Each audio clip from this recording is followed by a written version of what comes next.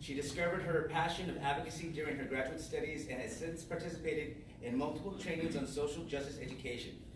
Sophie currently works at Fresno State in their student involvement department as the leadership programs coordinator. And Sophie enjoys spending her time with her fur baby, Luigi, and considers herself a yogi, and she loves cooking. Sophie?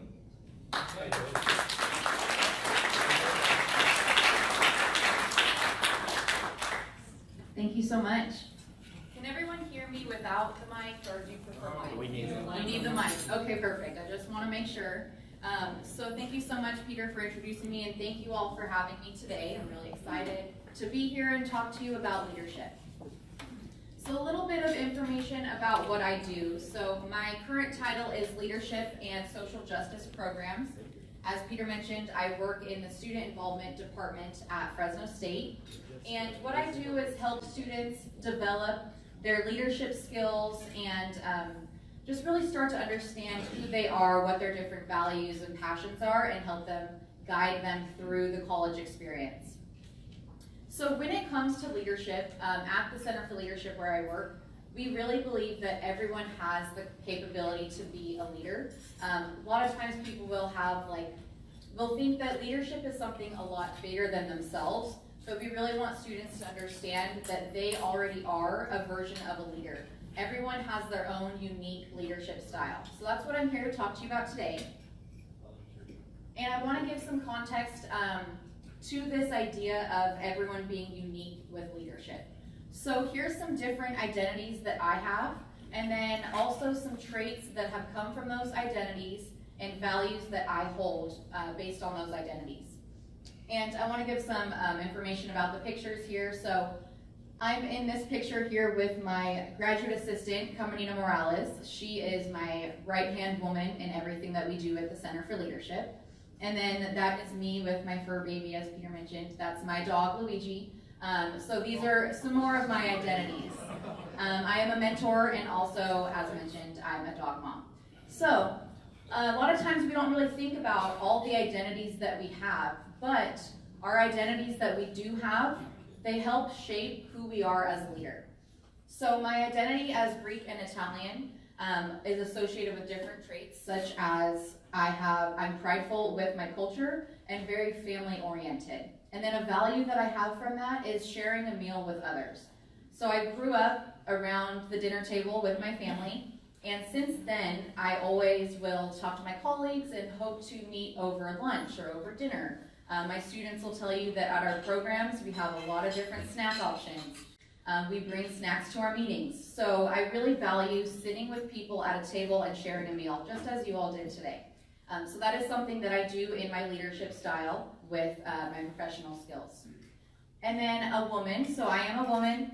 Some traits that are associated with that is that I'm caring and resistant. And a value for that is independence. So I see independence in my professional and my personal life with my leadership skills. So I have, particularly with financial independence. So that's something that I always want to be, financially independent. So with our programs, I try to not rely on just one source of money for our programming with my current position. I look for fundraising opportunities for the students. And so that is where my value plays into my leadership skill. And then another identity, which is social justice advocate. Some of my traits are passionate and patient. And this value with this is equity. So when I meet new students, when students come on team with us, I understand that every student has their own unique identities. And I want to take the time to understand how to support each of them, whatever their needs are. So one student might need more help with mentorship with their academics, and then another student might be looking for more ways to get involved. So I'm going to provide support to them differently. And so these are all different ways that our identities play into our lives and how we shape our leadership skills, right? And so my leadership style is very different from some of your leadership styles. And it is based on a lot of these different elements in our lives. So I want this to be a little bit interactive. So if I can please have you turn to someone sitting next to you And what I would like for you to do is tell them your name if they're not familiar, and then an identity that you have, a trait, and a value that is associated with that identity. So go ahead and talk to someone next to you and share those things, and make sure that each of you get a chance to talk.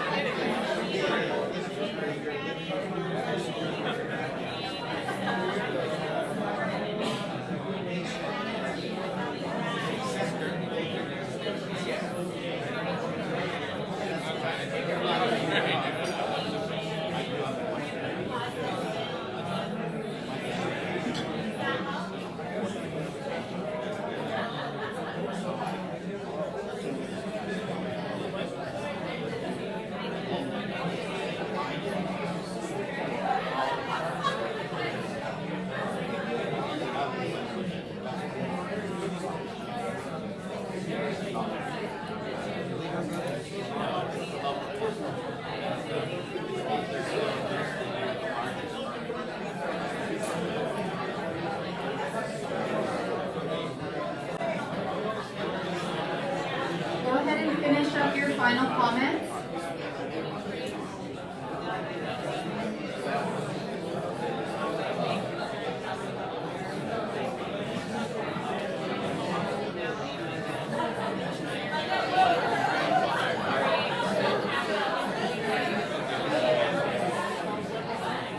All right, so I'm going to go ahead and bring it back up to the front here. And what I would love is to have maybe a couple people just share out loud, if you don't mind, just saying your name, the identity that you shared with your partner, a trait with that identity, and then a value associated.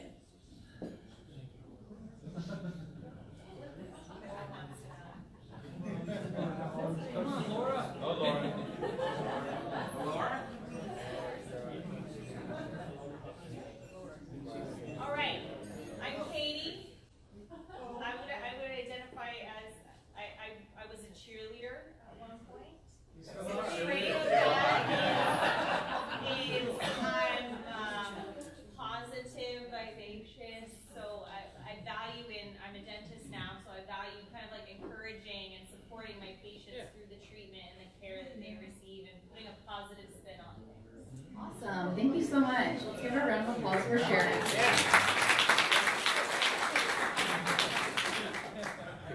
And do I have one more person that would like to volunteer, please? I'll go for the men. My name is Jeff. One of my identities, I guess, would be that I'm a dad. And traits of that is just being able to train and teach my kids in different areas of life. Values, hope, integrity would kind of be, a value part of being a dad. Thank you so much. Okay, awesome. So as you can see, some of you might have shared similar identities with your partner. So maybe someone else said that they were a dad. But you could have had different traits instead of saying that you train, and then also thinking about how even though we share the same identity, it doesn't mean that we have the same value or the same traits associated with that, right? So everything is based on our own lived experiences, our cultures, and how we're brought up in life. So there's so many different things that play a part in who we are and then how we exemplify leadership. So both of you, thank you so much for sharing. Okay, so let's keep talking about leadership, and I love how energetic this room is. It's really awesome. So I'm going to ask if you can just shout out some different things of what you think of, what words come up, what is leadership to you? Collaboration. Collaboration. Building consensus. Building consensus. Encourager. Teamwork, encourager. Lead from the front. Lead from the front. Lead from the front, guidance, trust. Vision. Vision, strategy, these are all awesome, right? So everyone is saying different things. Everyone has a different idea of what leadership is. And I'm sure some of us are like, yes, those are the same terms that I would use. But you can also think of it, like maybe someone said a term and you're like, nah, that's not leadership, right? So everyone has a different idea of what leadership is. And so to go back to this idea of thinking about what influences your leadership style, I do want to give a few different items. So society, culture, leaders in your life, in the world, and then again, our identities. So with society, we see things all the time. They're putting out images. You turn on the television, and they're trying to tell you like what a leader should be, right? All of these things are influencing our perspectives of what leadership is. And then also with culture. So with culture, again, you're influenced by what your leadership style will be. And we have never had a female president, right? And so a lot of times, President of what? I'm sorry, President of the United States, not of Rotary. President of the United States. Thank you for that clarification there. So that's something that based on, in our culture, we have yet to see. So when people see a man, they might typically see a man as a leader versus a woman in the political landscape. However, we are seeing nowadays more women with politicians than we ever have before, right? So that shows that leadership is constantly changing. Your idea of leadership is constantly changing. What I thought a leader was 10 years ago is probably not what I see as a leader now. So there's so many different things that impact our leadership style and our idea of what a leader is or should be. And then leaders in your life. So I often ask my students, who is a leader that's in your life? And I'll hear things like my mom, my grandpa, different people. And oftentimes people will have, like if someone has the same professor in the class, someone might say that they see their professor as a leader, and then a student that shares that same professor might not see that, right? So it all depends on perspective and each individual. And as we mentioned with our identities, we all have different identities and they all intersect with each other. So if you see to the right of this screen, there's a visual here. And so it's showing that there's different aspects of our identities that combine together to make us who we are. So we have race, sexual orientation, gender, nationality, disability. There's a lot of other areas as well, but for this sake, we're talking about these items. And so being a woman and being white is going to look different from a man and identifying as African American, right? Or also my sexuality or my ability status. So all of these different things are playing a part in who I am as a leader. That being said, knowing that our identities intersect to create the person you are, that comes along with us having different advantages and different disadvantages or limitations based on our identities.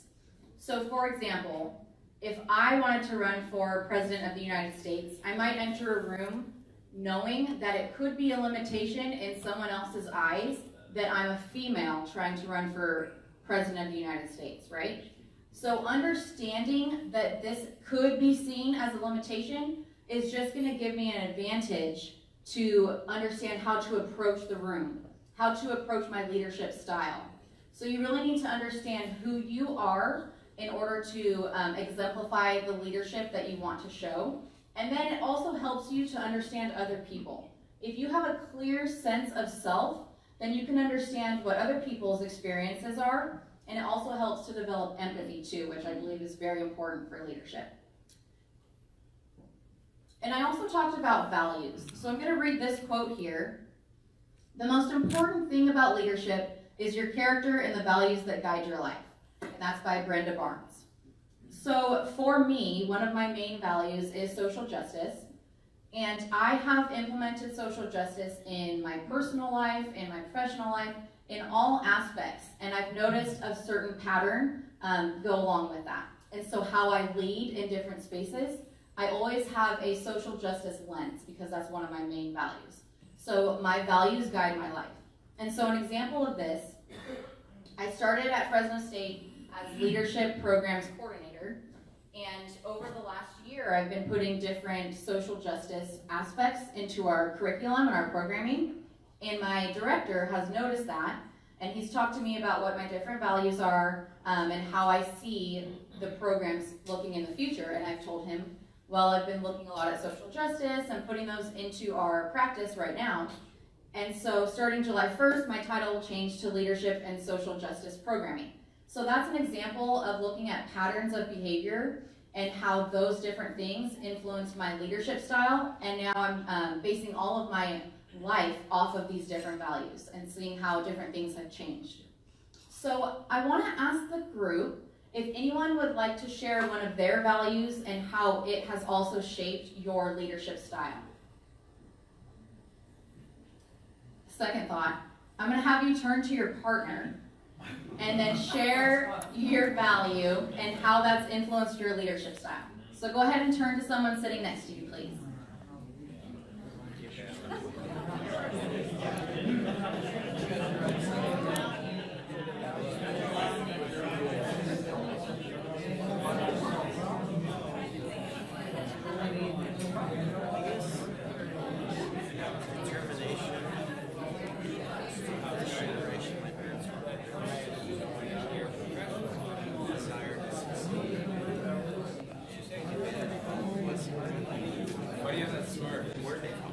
Because I like hearing everybody talking.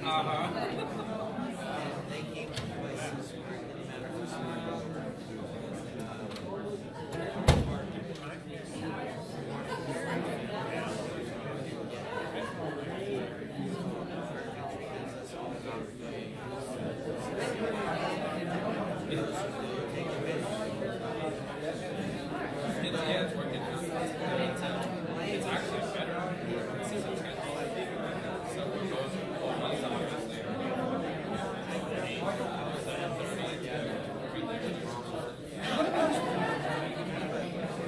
Oh yeah, he drops off my big yeah, so I just go and work from home.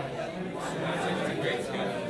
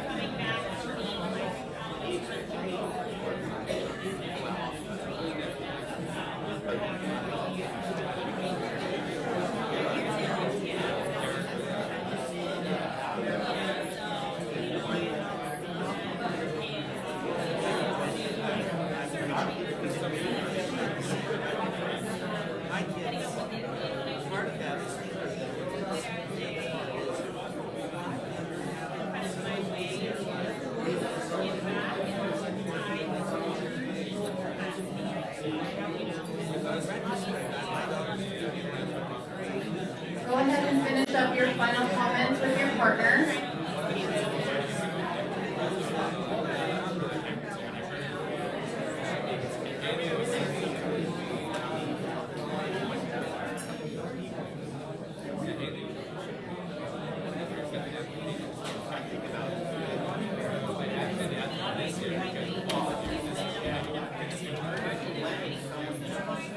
So we're going to bring it back.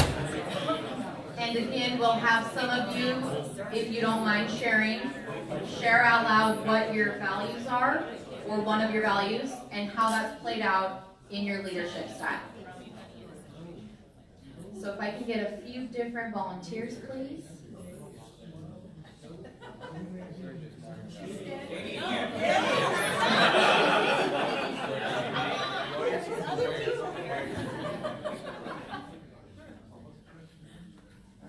your value, and how has it been seen in your leadership style?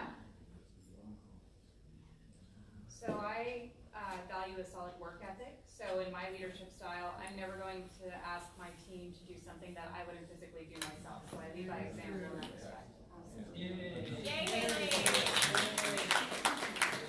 Absolutely. Thank you so much. I think that's such an important leadership quality right there.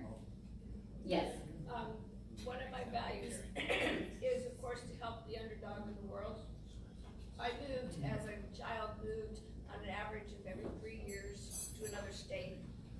Managed to go through 9 different states as I was growing up. Had a very difficult time in school. And I chose to go into teaching and later into administration because I wanted that experience for the kids, our immigrant kids, for one, who have moved and lived through all of the stuff they have to live through to get here and be in school, etc. And that became my passion, and my entire leadership was to help those kids. Thank you. Let's give her a round of applause, everyone. And I think that's such a great example of how your lived experience helped to shape your values and then also your leadership style. Thank you so much. Yes. Rhonda and I kind of agreed on what we were talking about. Focusing and determining if the other person is focusing on you. She's in business, I'm in education, but it works wherever you are. But you have to get people's attention and you have to listen to them, but also you have to determine are they listening to you. She was giving an example where she's talking to her employees and she's noticing, no, what did I just say? Huh?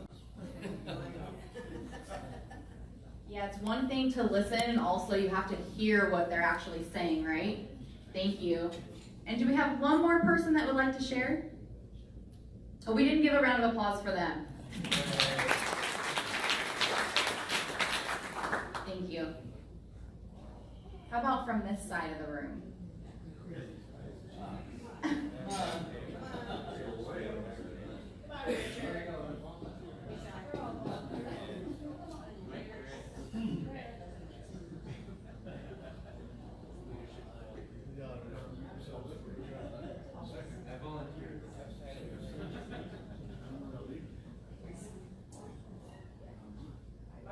I got one thing to say, and that is, in the military we spent a lot of time studying leadership, but in the latter part of my career, another thing that we started studying was followership, because it's important to ever be a good leader. You first have to be a good follower, and so there's a separate study of followership that is kind of cool to delve into. Absolutely. I think that's really important too in terms of speaking about like a team. So I would see you all as a team in this room, and it's not just one person that's the leader. Yes, you all may be following your presidents, however, you're all exemplifying leadership skills as a whole. So thank you so much for sharing that. And then let's give him a round of applause as well.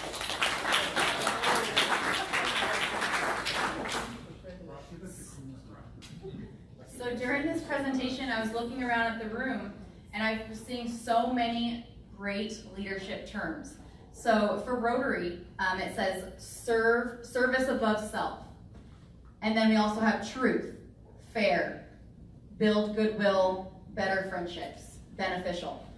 So I think it's safe to say that these are all values that you all would hold true to yourself as well, to be members of the organization. So I really admire that about y'all. So to close up this presentation, I just want to restate that all of us have different lived experiences. We all have different identities that intersect to create who we are today. And we have so many different traits, so many different values that'll guide our lives. And that was what makes leadership so unique to each of us. So I want to remind you, there's not just one set of what a leader should be. We all have the ability to be a leader. So thank you all so much for being here with me today. I really appreciate being invited, and I love the participation, so thank you all so much.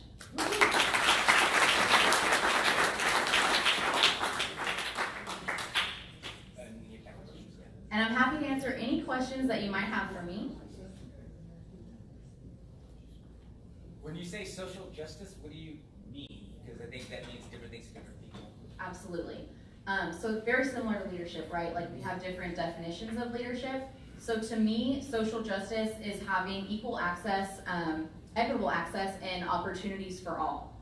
So everyone has the access and opportunities to, whether it's wealth or in my situation, involvement opportunities for students, opportunities for student success. Everyone has that access and opportunity. What changes do you see in leadership now with the next generation of leaders coming up versus, say, the class prior or the class prior to that? I would definitely say, I think there's always been a sense of belonging that's been wanted by students, but we're seeing students speak out about that a lot more. So students are more vocal about different services that they feel they need provided in order to have that sense of belonging on campus. I think in previous generations of students, it was kind of like, you go to class, you get your degree, and you're out. But now we're seeing students want to stick around. They want to actually feel at home on campus. And so that is something we've seen in terms of building that sense of belonging. We're trying to put that more into our curriculum as well and just program these opportunities for students to have a home on campus. What school and department are you under at the university? So I am at Fresno State and the Student Affairs, and so under that is the Student Involvement Department. Yeah. Do you think the volunteerism that we have out at Fresno State has made the young adults stay here? I mean, we're seeing, stay in Fresno, we're seeing more and more. I definitely agree with that. I think our students that have, at least in our Student Involvement Department, we have a lot of student volunteers. And it's funny because after they graduate, they're going back to grad school and wanting to stay in our office, or like myself, getting a position on campus. And even the students that I've seen that have gone away after graduating, a lot of times they'll want to come back to Fresno. And I think that's because we're trying to build such a strong community and a pride and again, that sense of belonging for Fresno and Fresno State as well. So yeah, we see the same thing. Are you afraid that someday there will be too many leaders and not enough workers? I don't think so, because like I mentioned, right, like you can still be a follower and have those leadership skills, but hey, maybe someday that could be the case, but I would still see like our workers as leaders in my eyes. Again, it just, the leadership looks different, right? More than 20 people running for president. I know, it's crazy. How is the leadership concept working in Washington, D.C.? It's interesting, right? We could talk about that afterwards if you want. Apparently I'm on Facebook Live, so I don't know how much I should say of that public. When you say volunteer, do you go out into the community? Are you working with third party? We do have some third-party volunteers that come, but most of them, I would say a lot of them are alumni actually. So alumni that are volunteering their time. It seems like most of the time there is a connection to Fresno State somehow. But when I say volunteers, those are students who aren't getting paid for their leadership roles in our office. They're just volunteering their time to get involved with our department. Last question. One last question. I listened to a presentation last week at a conference about biases. Biases, some of which we know about, others we don't recognize in ourselves. So when you're teaching leadership qualities, how do you factor that in? Because these are kind of subjective at some point, because you still have to take the person as they are. And yes, they have identity, they have traits, but if somebody is biased, you mentioned women in politics, for instance. And if as a man, my vision of a leader is influenced by my bias against women, hypothetically. I was raised by two grandmothers, and I'm really good in that department. But how do you teach your students to be aware of those biases, and how do they how do you give them the skills they need to recognize them and maybe over time try to correct some of those things? Right, and I'm actually just started reading a book called Biased, and that is such an important piece, I feel, of the social justice and really understanding your identities, because like you mentioned, we all have biases, right? And a lot of times we're unconscious of those biases. And it is difficult because it will come out during conversations, and sometimes it's hard to catch all of that. But I think it's just asking questions. We never want to like shut down a student and say like, what you're saying is a bias, you're wrong, right? Because then they're just gonna be shut out to learning altogether. So I really just try to ask them like, what makes you feel that way? Where have you seen that before? How did you come to that conclusion? And try to talk these things out, and then we'll like offer different ways of seeing things, or ask like, have you considered seeing it from this perspective, or think about it from this lens, right? But that is definitely something I want to keep doing research on to give like a solid education on that. So thank you very much.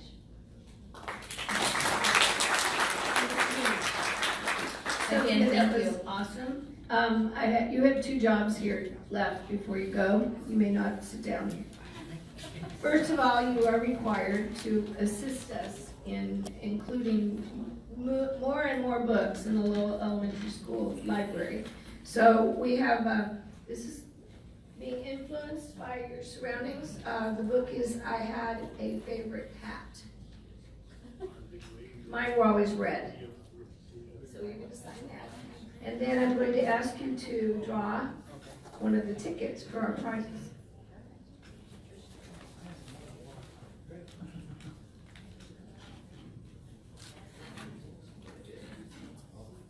So the lucky number is 8382787.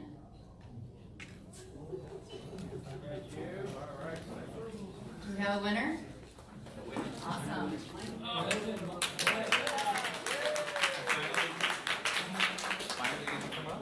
Thank you. You have a choice.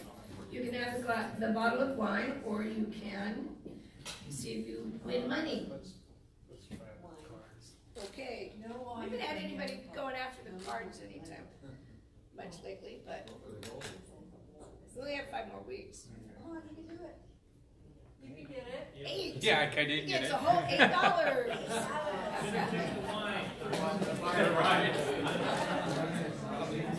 Yes. Okay, ladies and gentlemen, that's a wrap. Oh, Marcia, why don't you present it?